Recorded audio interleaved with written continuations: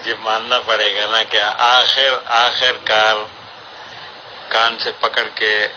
نکال دیا، اور اس وقت وہ باولے کی طرح جو ہے نا، تیرا لیڈر باولے کتے کی طرح جو ہے نا وہ بھونک رہا ہے، کبھی فوج کے خلاف بھونکتا ہے، کبھی جناب منکس کے خلاف بھونکتا ہے، کبھی کسی۔ اب بھی توبہ کر لے، توبہ،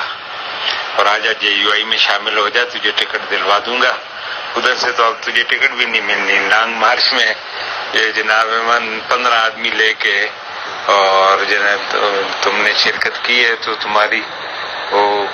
پتہ چل گیا اس کو، اس لیے اب ادھر سے ٹکٹ بھی ملنا مشکل ہے۔ JUI میں آ جاؤ تو ٹکٹ بھی دلوا دوں گا، اور یہ ہے کہ کم از کم رائے حق پہ آ جاؤ گے تو کل کو بخشش بھی ہو جائے گی، ورنہ ادھر تو بخشش بھی مشکل ہے۔ مولانا پہلے اپنے لیڈر کا جسہ تو اسلامی کر لے، ہے نہ اس کا جسہ اسلامی ہے، نہ اس کی عقل، نہ اس کی شکل، نہ اس کے کرتوت۔ ہاں مجھے کہتے ہو جو ہے نا JUI میں جوتے کی نوک پہ رکھتا ہوں جو ہے نا، عالم سو کہتے ہیں جو اللہ اس کے رسول کو اور دین کو اپنے پیٹ پوجا کے لیے، اپنی ذات کے لیے، اپنے خاندان کے لیے استعمال کرتا ہے وہ عالم سو ہے۔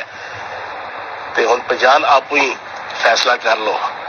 میں اس عالم سو کو جوتی کی نوک پہ جو ہے نا رکھتا ہوں کہ جو اللہ اس کے رسول کا نام بیچنے والا ہو۔ مولوی تو جانتا ہی نہیں ہے فیاض چوہان کو جو ہے نا، چھوڑ تو مجھے کیا بتا رہا ہے جو ہے نا، سمجھ گیا؟ فیاض چوہان جس ملنگ اور دبنگ خون سے جو ہے نا اور اس کے مزاج سے تعلق ہے نا، وہ یہ ٹکٹے شکتے چھوڑو ساری باتیں۔ میں صرف اس وقت عمران خان کے ساتھ ہوں کہ اس نے